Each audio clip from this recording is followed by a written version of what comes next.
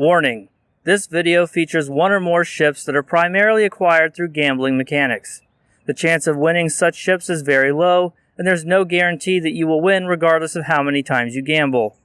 If you think you might have a problem with gambling addiction, please stop the video and seek help immediately.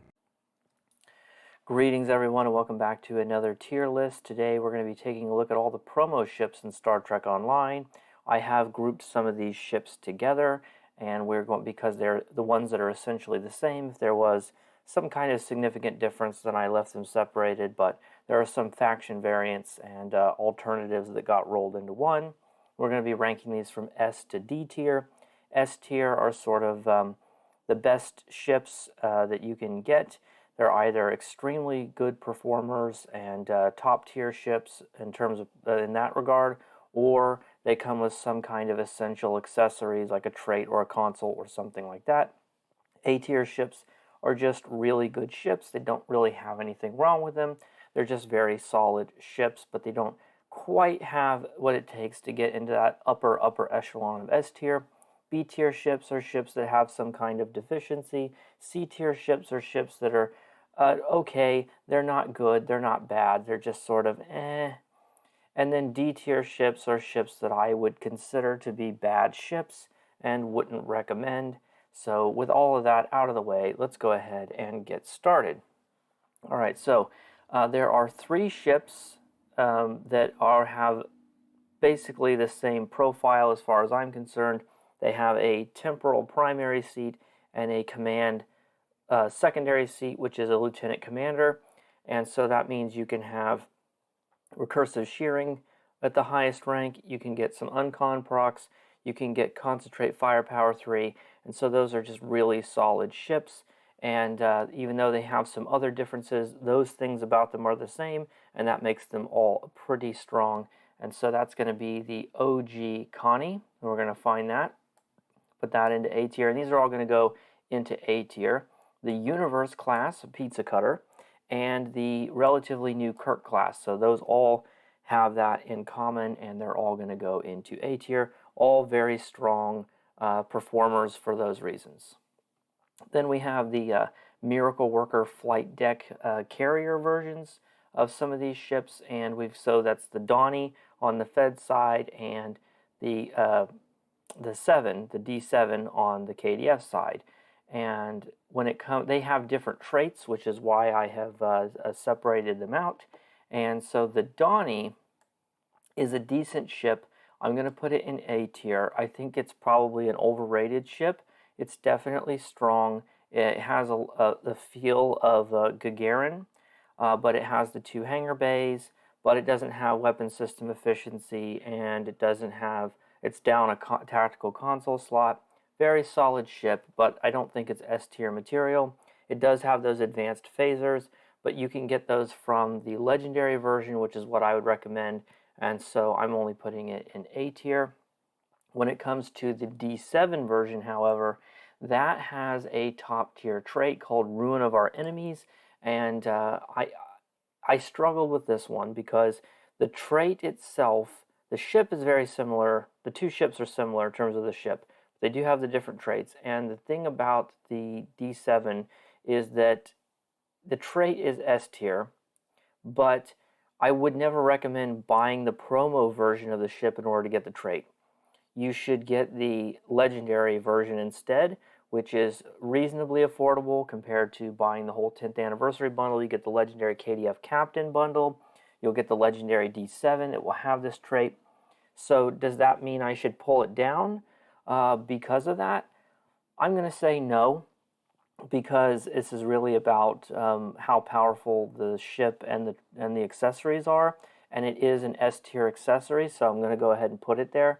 But just keep in mind, I do not recommend buying the promo version. I absolutely recommend getting the legendary version, which will give you the traits. So it's only an S tier status for something that I don't recommend buying it for, if that makes any sense. Okay.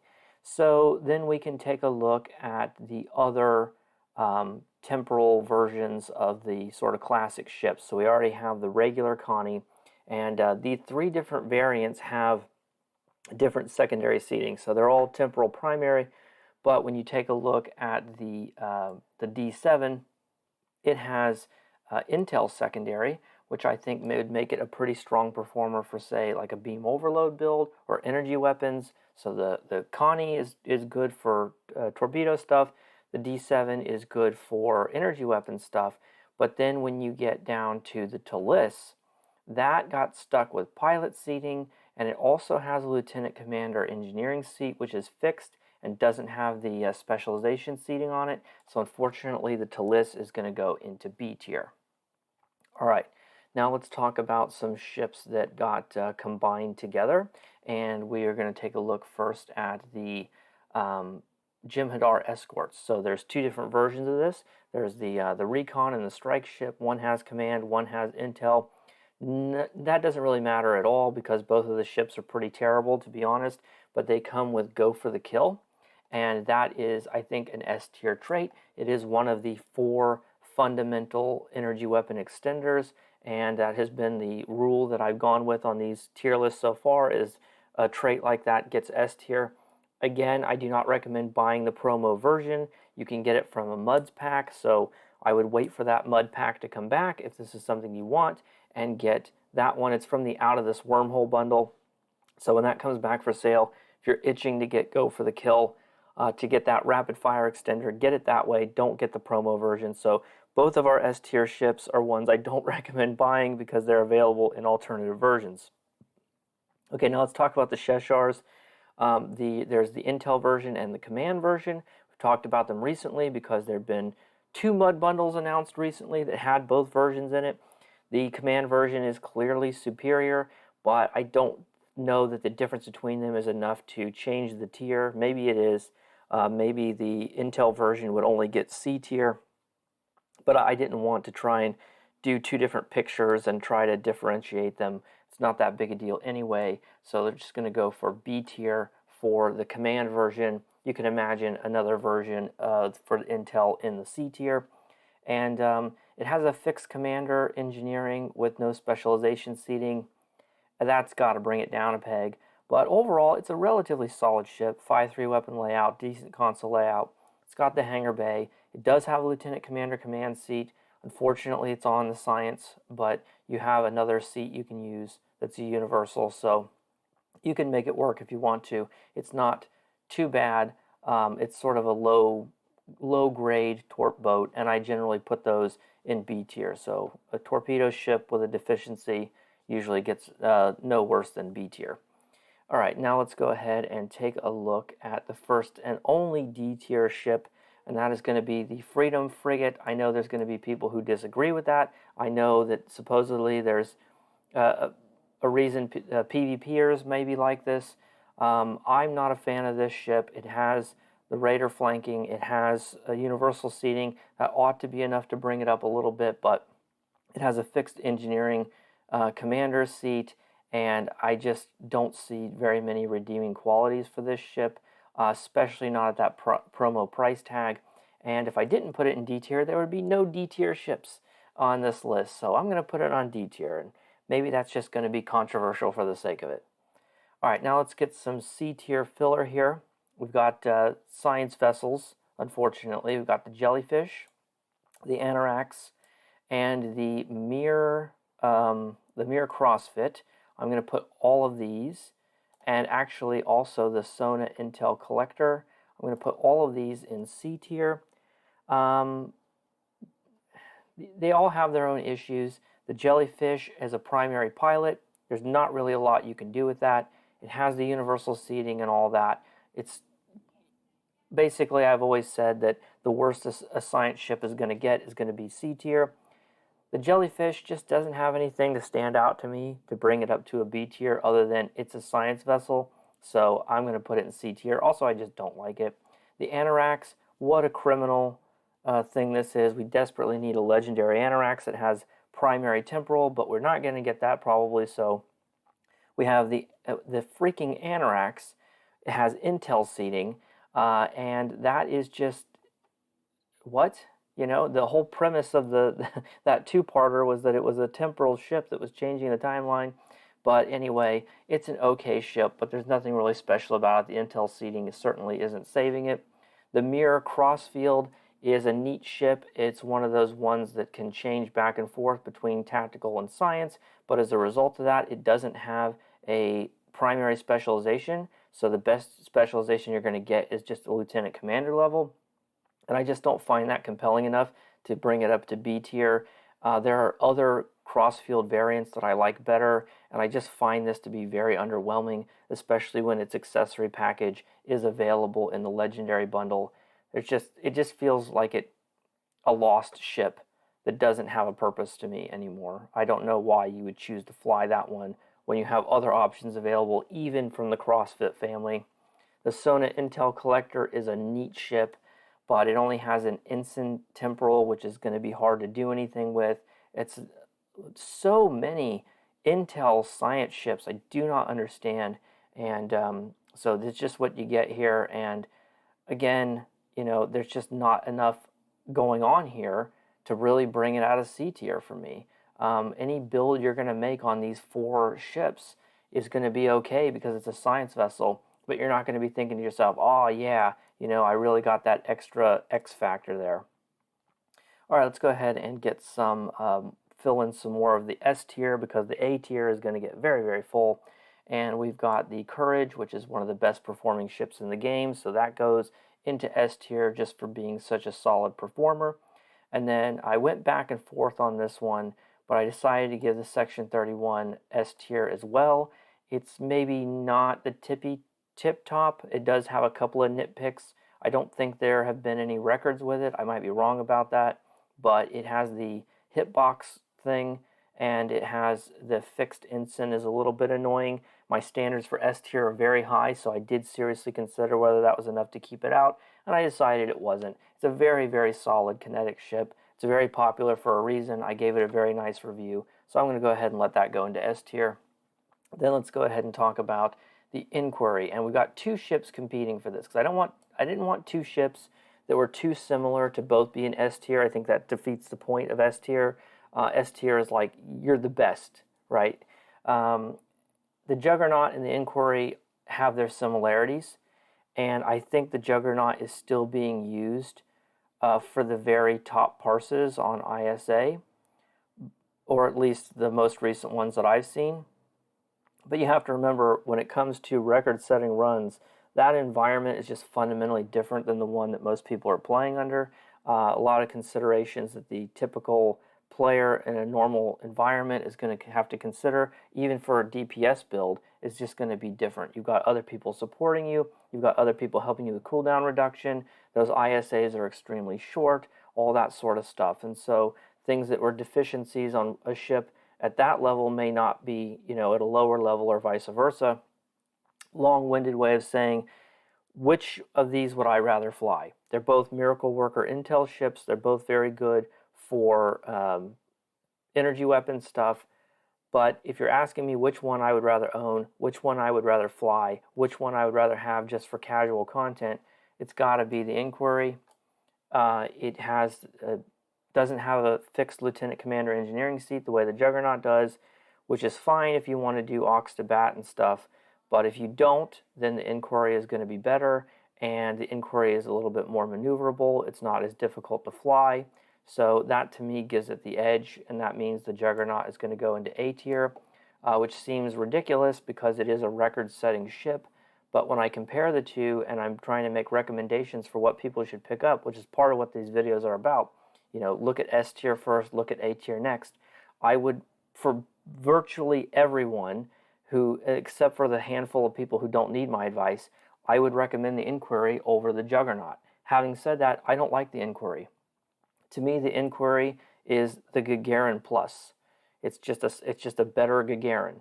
And the Gagarin is an amazing ship for a C-Store ship. The Inquiry feels like it's better than that, but it's such an astronomically higher price that it's off-putting to me. So the Juggernaut at least feels unique. So even though I would rather fly the Inquiry, I am a bigger fan of the Juggernaut. It's just a cooler ship. It has a more appealing story, and it's just a neater ship in my opinion. Also, the Juggernaut does have a pretty good trait on it. It's not necessarily an S tier trait, otherwise I would have put it in S tier as well. We talked a lot about that, so let's move on to some other ships.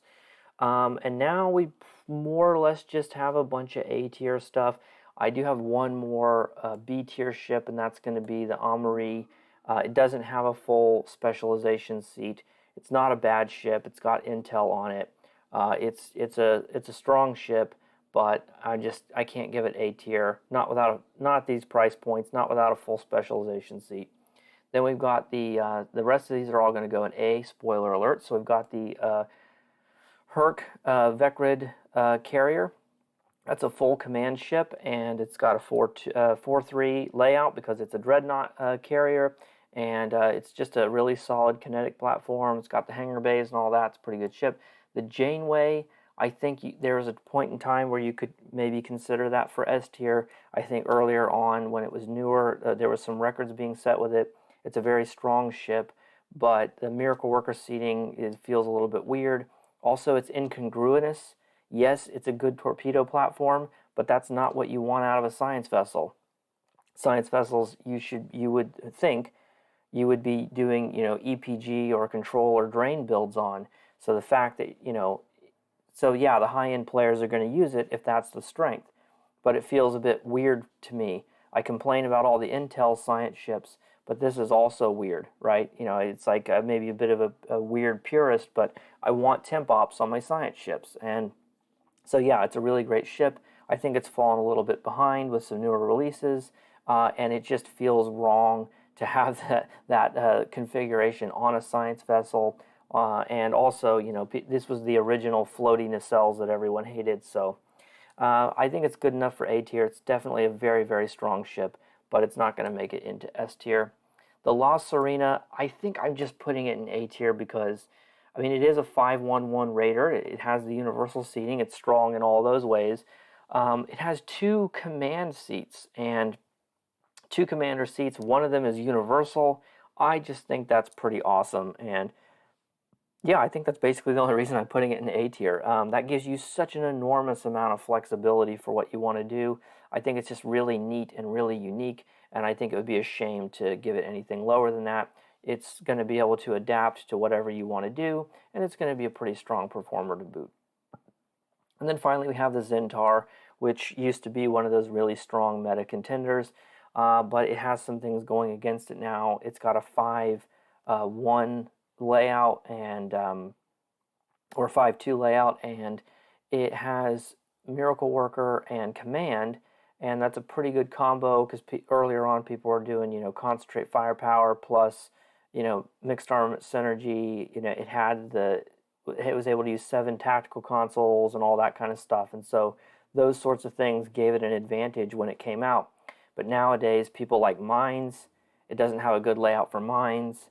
The pets can be an issue because of entity spawning the same way the mines are, so having 2 hangar bays for the very high-end stuff isn't necessarily a benefit.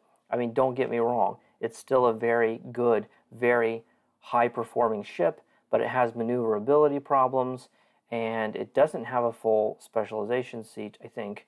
And so it's a neat ship. I like it a lot personally. I think of it as the Thanos ship. It's a really cool ship, and I still enjoy mine. But I don't fly it that much because it's kind of fallen behind, and it has serious maneuverability problems. But it's a neat ship, and it's still a good performer. So I'm going to put it in A tier. And that's it. That's my tier list of promo ships. And if you don't like it, Kevin, well then feel free to make your own, okay? Because you could go to Tier Maker, and I'm going to try and get the links for all of the ones I've done so far and put them into my YouTube community tab, so you guys can go and make your own lists if you want to, and maybe share them somewhere. Maybe other content creators who are watching, you could do yours too, because I've already done the work of copying the pictures from the wiki, instead of doing my own work. And so you guys can save yourselves that little bit of effort and do your own tier list too. So thank you guys so much for watching. Take care of yourselves. I'll see you in the next one, and bye-bye for now.